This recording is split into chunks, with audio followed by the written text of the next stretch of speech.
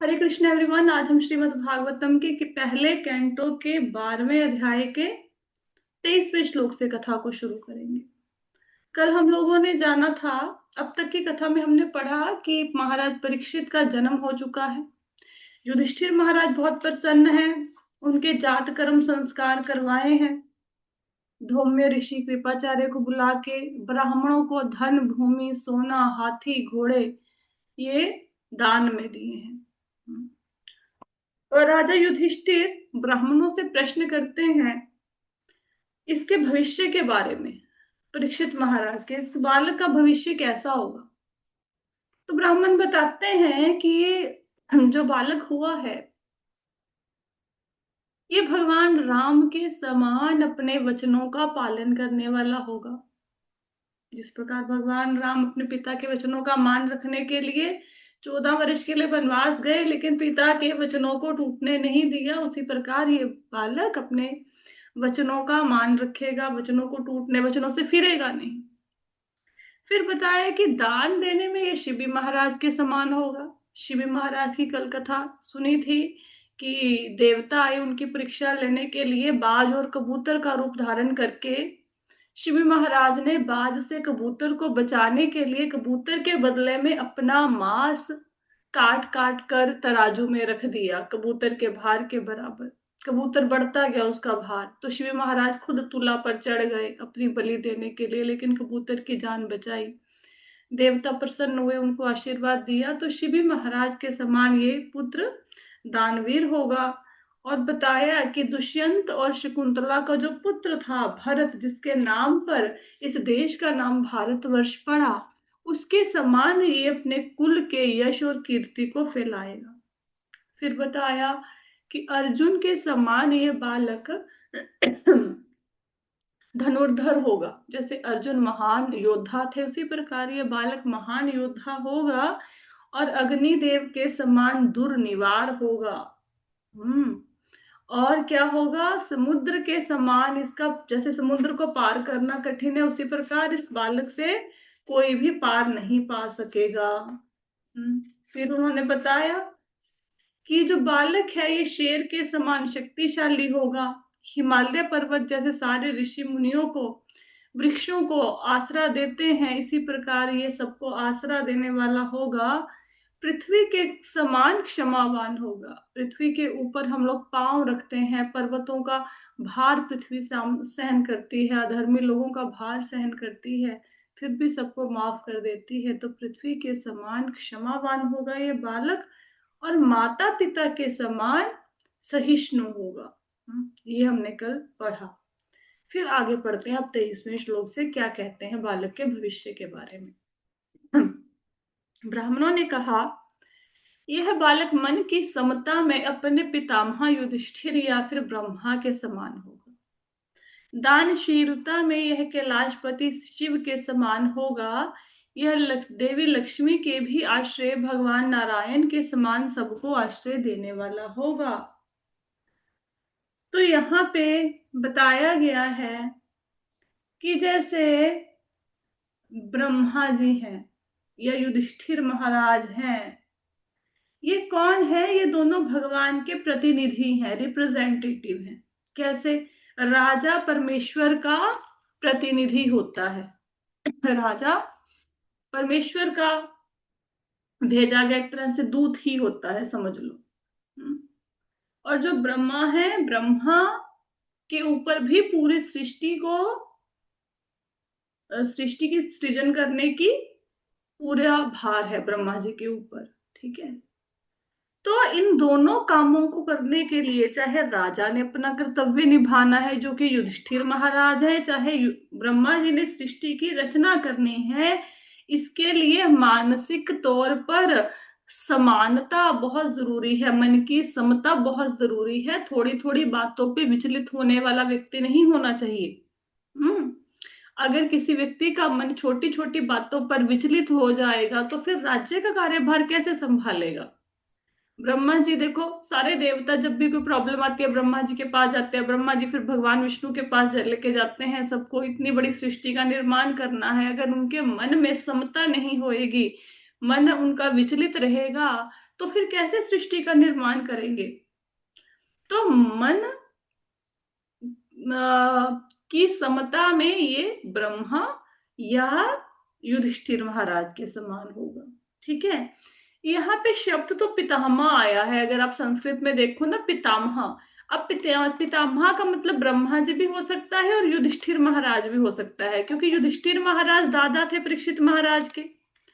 और जो ब्रह्मा जी हैं उनको भी पितामह कहा जाता है। जैसे हम सब ऐसे ही है ना कि ब्रह्मा ब्रह्मा से ही सारे जीव आए ना, पहले जीव ब्रह्मा थे, तो ब्रह्मा जी को भी पितामह कहा जाता है। तो पितामह शब्द युधिष्ठिर महाराज या ब्रह्मा जी के लिए आया है कि मन की समता में युधिष्ठिर महाराज या ब्रह्मा जी के समान होगा। फिर कहते दान देने में कैसा होगा? शिव जी के समान। मानसिक संतुलन बनाए रखने में तो ब्रह्मा जी जैसा, और दान देने में शिव जी के जैसा। शिव जी का एक नाम है आशुतोष। आशुतोष का अर्थ होता है शीघ्र खुश होने वाले, जल्दी खुश हो जाते हैं लोग। भगवान शिव की इसलिए पूजा करते हैं कि भोलेनाथ बहुत जल्दी प्रसन्न होकर उनको मन वांछित फल दे देते हैं। ठीक है, जैसे रावण था, रावण ने शिव जी की भक्ति करी, और वो इतना अधिक शक्तिशाली बन गया भोलेनाथ के वरदान से कि उसने जो भगवान थे उन्हीं को चुनौती दे डाली, भगवान राम को। ठीक है, लेकिन जब राम और रावण का युद्ध हुआ तो शिवजी ने रावण की कोई सहायता नहीं करी, क्योंकि वो भगवान के अगेंस्ट उसने लड़ाई की थी। तो शिवजी की कृपा से वृकासुर नाम का एक राक्षस था, उसने क्या मांगा शिवजी से? कहते मैं जिसके भी सिर पर हाथ रखूं वो भस्म हो जाए। उस राक्षस ने सोचा किसके ऊपर ट्राई करूं मैं, हाथ रख के उसने तपस्या करी, शिवजी को बोला कि मैं जिसके ऊपर हाथ रखूं वो व्यक्ति भस्म हो जाए। शिवजी कहते तथास्तु। अब उसने सोचा जो भोलेनाथ ने वरदान दिया है सच्चा है कि झूठा, देखो तो सही किसके ऊपर, सिर पे ऊपर हाथ रख के देखो, तो सामने देखा भोलेनाथ थे, तो सोचा भोलेनाथ के सिर पे रख देता हूं, और भागा। भोलेनाथ भाग गए वहां से। किसकी शरण ली भोलेनाथ ने? विष्णु भगवान की। फिर विष्णु भगवान ने क्या किया? विष्णु भगवान ने वृकासुर को स्त्री के भेष में नचाना शुरू किया, और नाचते नाचते विष्णु भगवान ने अपने हाथ अपने सिर पर रखे, वृकासुर ने भी अपने हाथ अपने सिर पर रखे, और वो भस्म हो गया। तो भोलेनाथ वरदान देने से मना नहीं करते, वरदान देने में वो सबसे ज्यादा उदार भोलेनाथ हैं। हालांकि कभी कभी उनसे प्रभुपाद जी लिखते हैं कि वरदान देने में भूल भी हो जाती है जैसे वृकासुर के केस में हो गई। ठीक है, लेकिन भोलेनाथ हैं तो दानी। तो दानशीलता में कैसा होएगा? भोलेनाथ के समान। फिर आगे क्या कहते हैं? कहते लक्ष्मी जी के आश्रय भगवान नारायण के समान सबको आश्रय देने वाला होगा। अब लक्ष्मी जी जो है उनके आश्रय कौन है? भगवान विष्णु। और भगवान विष्णु सब जीवों के आश्रय हैं। लक्ष्मी देवी के पीछे सारी दुनिया लगी हुई है। लक्ष्मी जय देवी जी भगवान विष्णु के चरण दबाती रहती है, उनके चरण कमलों की शरण उन्होंने ले रखी है। तो लक्ष्मी जी का आश्रय ना लेकर हमें भगवान विष्णु का आश्रय लेना चाहिए, क्योंकि जहां पे विष्णु भगवान होंगे लक्ष्मी जी तो अपने आप आ जाएंगी पीछे पीछे। तो आश्रय देने में सारी सृष्टि का पालन कौन करते हैं? भगवान विष्णु करते हैं, सबको आश्रय देते हैं। तो इसी प्रकार जो परीक्षित महाराज होंगे वो विष्णु भगवान के समान सबको आश्रय देंगे, ये बोला। आगे क्या कहा?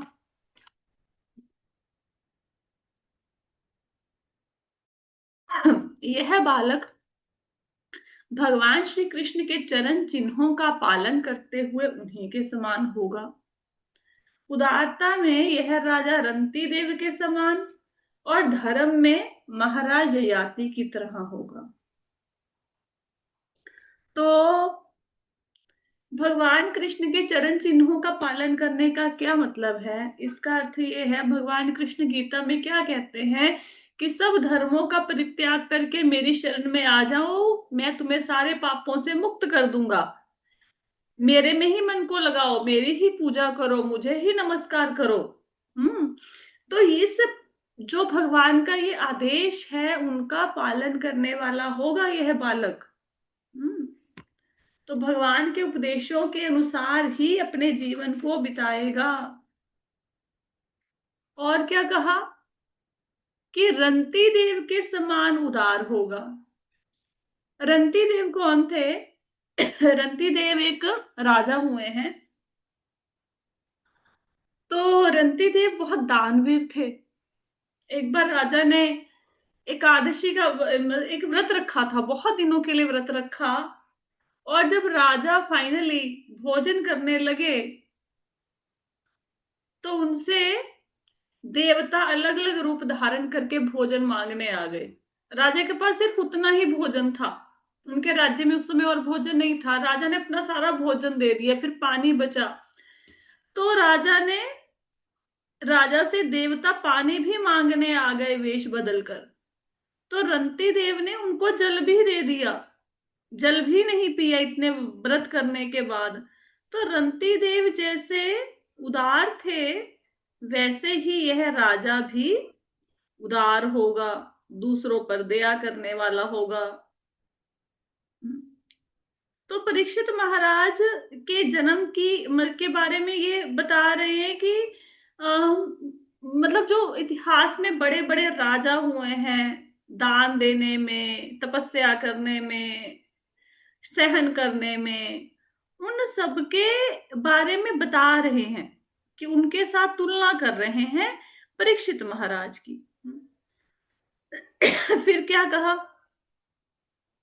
फिर कहा कि यह ययाति महाराज के समान धर्म में होगा। अब ययाति महाराज कौन थे? अगर आपको याद हो थोड़ा सा, तो मैंने आपको भगवत गीता की क्लास में ययाति महाराज के बारे में बताया था, कहानी सुनाई थी एक।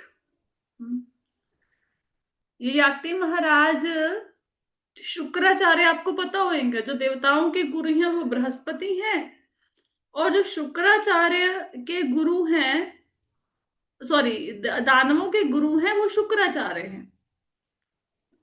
शुक्राचार्य की बेटी थी देवयानी। तो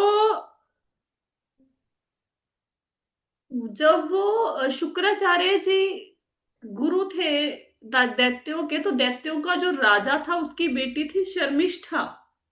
दोनों आपस में सहेलियां थी, शुक्राचार्य की बेटी और देवयानी। शुक्राचार्य की बेटी देवयानी और राजा की बेटी शर्मिष्ठा, ये आपस में सहेलियां थी। तो एक बार दोनों में लड़ाई हो गई। तो शर्मिष्ठा ने देवयानी को, शुक्राचार्य की बेटी को, कुएं में धकेल दिया। वहां पे ययाति महाराज निकले वहां से। तो ययाति महाराज ने देवयानी को निकाला वहां से। तो देवयानी ने बोला कि आपने मेरा हाथ पकड़ा है, अब आप मेरे से शादी कराओ। राजा माने नहीं शादी कराने के लिए। क्यों? क्योंकि पहले ब्राह्मणों को ऊंचा समझा जाता था और क्षत्रिय ब्राह्मणों से कम माने जाते थे। तो राजा कहते कि आप तो उच्च कुल की हैं, आप तो ब्राह्मण की कन्या हैं, मैं तो क्षत्रिय हूं, मैं तो आपसे निम्न हूं, हमारी शादी तो हो नहीं सकती। पर शुक्राचार्य ने सहमति दी इस विवाह की, तो दोनों का विवाह हो गया। लेकिन वहां पे देवयानी ने एक कंडीशन रख दी। उसने बताया अपने पिता को कि राजा की बेटी ने मुझे मतलब फेंक दिया यहाँ पे कुएं में, गुस्सा आया उसे। तो शुक्राचार्य गुस्से हो गए, राजा परेशान हो गया कि अगर शुक्राचार्य को गुस्सा आ गया तो क्या होगा, ये तो मुझे श्राप ही ना कहीं दे दें। बहुत शक्तिशाली हैं। तो मनाने के लिए बोला कि भाई जो मेरी बेटी को दंड देना है दो, उसने आपकी बेटी को कुएं में धकेला, बताओ मैं उसकी प्रसन्नता के लिए क्या करूं। तो देवयानी कहती शर्मिष्ठा मेरे साथ चले शादी के बाद मेरी दासी बनके। तो शुक्राचार्य वो मान गया राजा, शर्मिष्ठा को भेज दिया देवयानी के साथ दासी बना के। पर शुक्राचार्य ने उसे बोला कि कभी भी तुम शर्मिष्ठा के पास ना जाना, ये याति महाराज को बोला, तुम देवयानी के साथ रहना, कहीं तुम्हारी शर्मिष्ठा से तुम आकर्षित होकर उसके पास चले जाओ।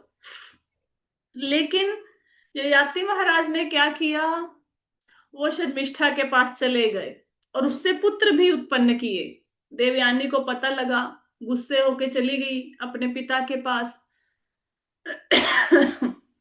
ययाति महाराज मनाने आए, देवयानी मानी नहीं।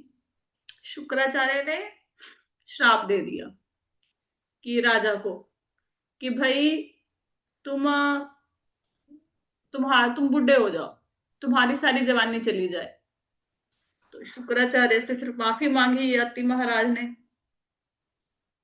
शुक्राचार्य कहते, अगर कोई तुम्हारा बेटा कि अपनी जवानी तुम्हें दे दे और तुम्हारा बुढ़ापा ले ले, तो फिर तुम जवान हो जाओगे।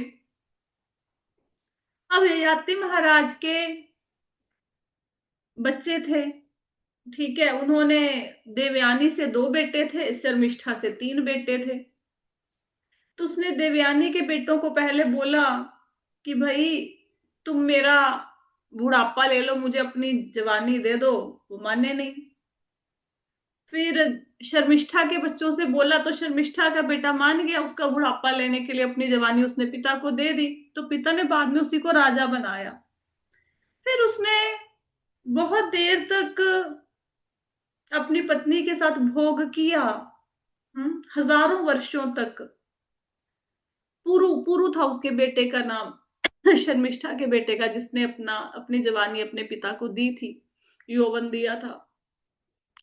हजारों सालों तक अपनी पत्नी से भोग किया। फिर उनको समझ आया कि मैं कर क्या रहा हूं। हाँ, उन्होंने देखा कि मैं तो भगवान की भक्ति छोड़कर अपनी पत्नी के साथ प्रेम में पड़ा हुआ हूं, मुझे तो भगवान की भक्ति करनी चाहिए। फिर उन्होंने अपने बेटे को उसका यौवन लौटाया, उससे बुढ़ापा लिया, फिर भगवान की भक्ति करी। देवयानी भी अपने पति का अनुसरण करती हुई भगवान की भक्ति में लीन हुई।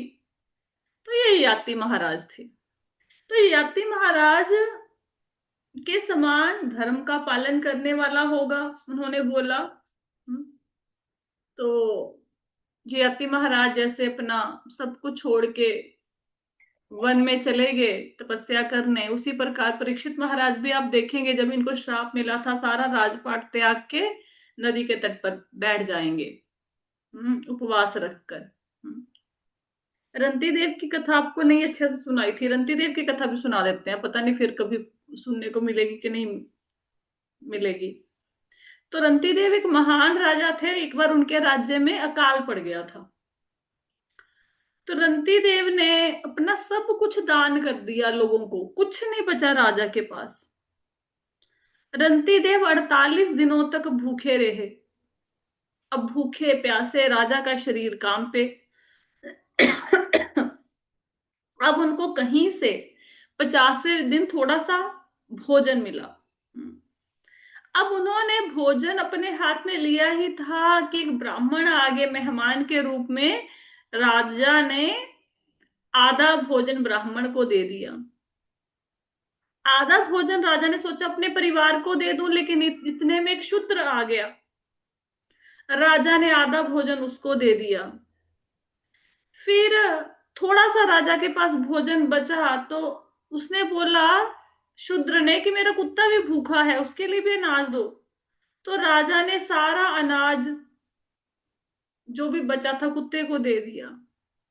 जब राजा ने अनाज दे दिया तो राजा के पास सिर्फ बचा पानी। अब वो पानी पीने ही वाले थे, एक चंडाल आ गया। उसने बोला, राजन मैं प्यासा हूं। तो राजा ने चंडाल को पानी पीने के लिए दे दिया। राजा ने क्या प्रार्थना करी कि मुझे कुछ नहीं चाहिए भगवान, बस मैं चाहता हूं सारे प्राणियों के जीवन की रक्षा हो, उन सबके कष्टों को मैं भोगूं। तो इतने में ब्रह्मा विष्णु और शिव रंती देव के समक्ष प्रकट हो गए। ये जो ब्राह्मण था, शूद्र था, चंडाल था, ये त्रिदेव ही ये बन के आए थे और फिर उन्होंने रंती देव को आशीर्वाद दिया। तो जैसे रंती देव ने अपना पूरा जीवन लगा दिया भगवान की सेवा करने में, उसी प्रकार सॉरी लोग प्रजा का पालन करने में, उसी प्रकार ये दानवीर होगा। ये इस श्लोक में बताया गया है। मैंने कहा थोड़ी सी स्टोरी आपको बता दे, यहाँ पे लिखी नहीं हुई है डिटेल में। यह बालक धैर्य में बलि महाराज के समान होगा। प्रहलाद महाराज के समान कृष्ण का अनन्य भक्त, यह अनेक अश्वमेध यज्ञों को संपन्न करने वाला तथा वृद्ध एवं अनुभवी व्यक्तियों का अनुयायी होगा। धैर्य में कैसे होगा? बलि महाराज के समान। अब बलि महाराज को तो सब जानते हैं। बलि महाराज कौन थे? बलि महाराज दैत्यों के राजा थे। बलि महाराज ने एक बार स्वर्ग पर अपना अधिकार जमा लिया, क्योंकि इन्होंने अपने गुरु को बहुत प्रसन्न किया, शुक्राचार्य को। गुरु की कृपा से ब्राह्मणों का ये आदर करते थे, उसकी वजह से इंद्र को सिंहासन से उतार दिया, उनका राज्य ले लिया।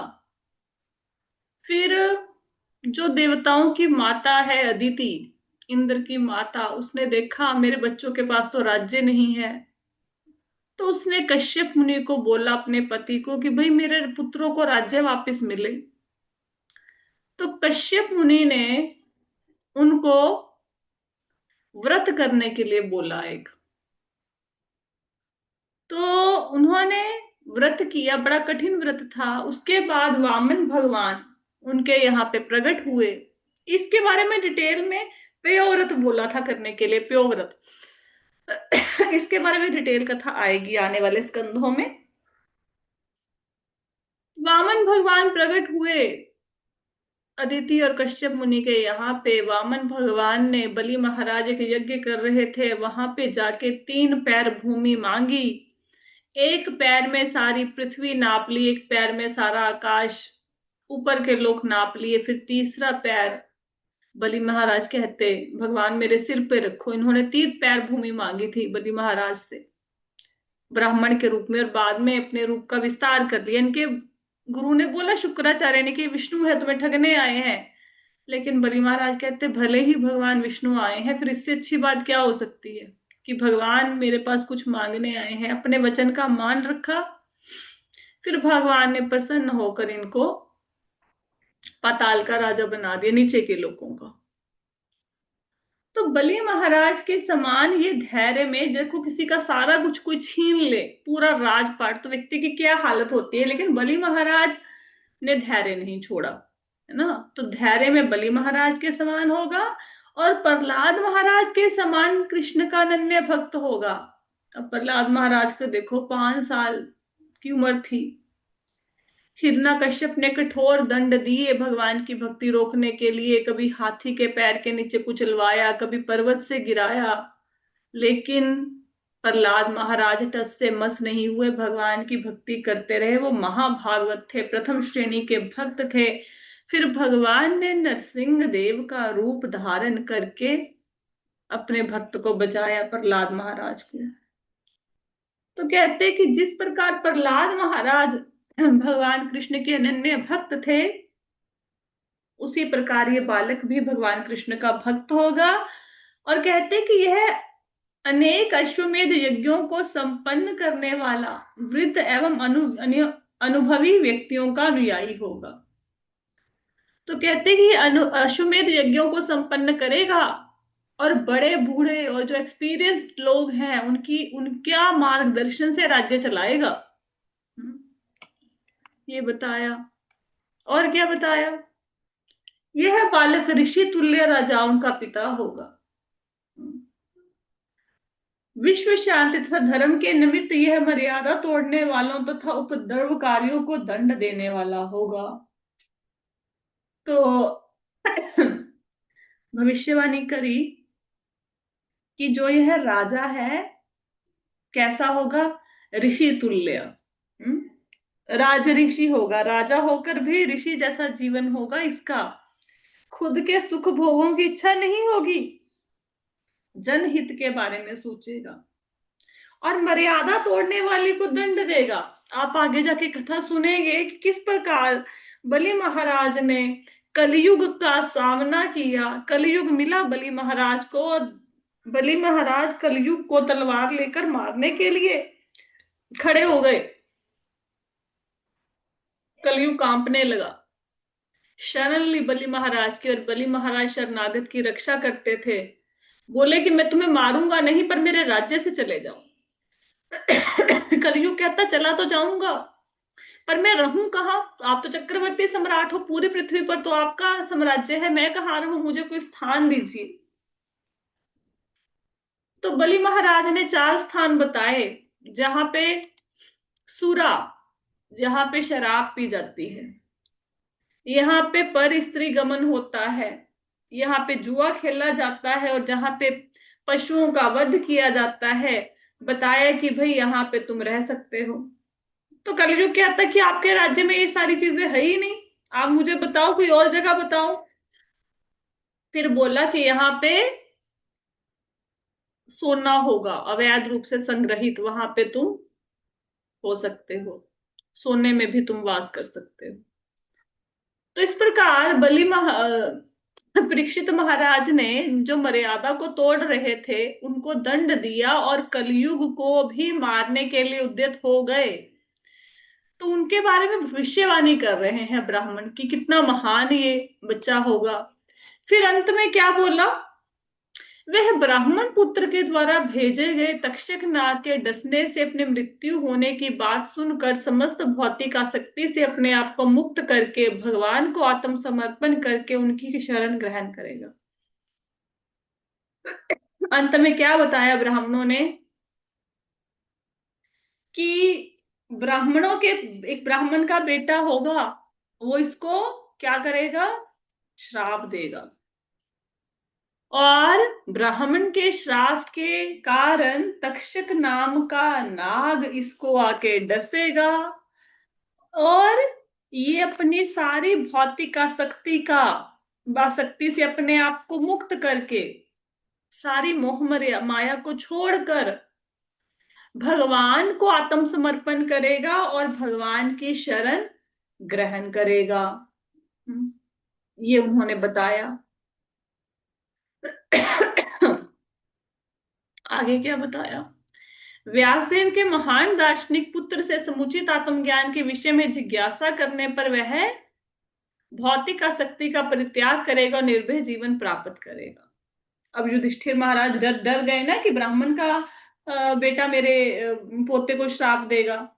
तो उन्होंने बोला कि श्राप जरूर देगा, लेकिन श्री व्यासदेव के जो बेटे हैं शुकदेव गोस्वामी, वो इनको आत्मज्ञान का उपदेश देंगे, वो भागवत सुनाएंगे इनको, और ये भौतिक आसक्ति को त्याग देगा।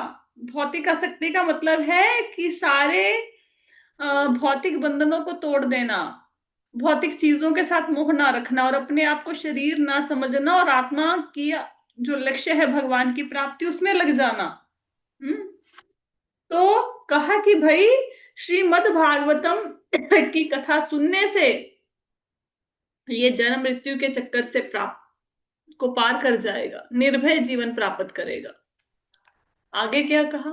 इस प्रकार जो लोग ज्योतिष ज्ञान में जन्मोत्सव संपन्न कराने में पटु थे, उन्होंने इस बालक के भविष्य के विषय में राजा युधिष्ठिर को उपदेश दिया। फिर प्रचुर दक्षिणा प्राप्त करके वे अपने घरों में लौट गए। तो यहाँ पे जो ब्राह्मण थे, तो ब्राह्मण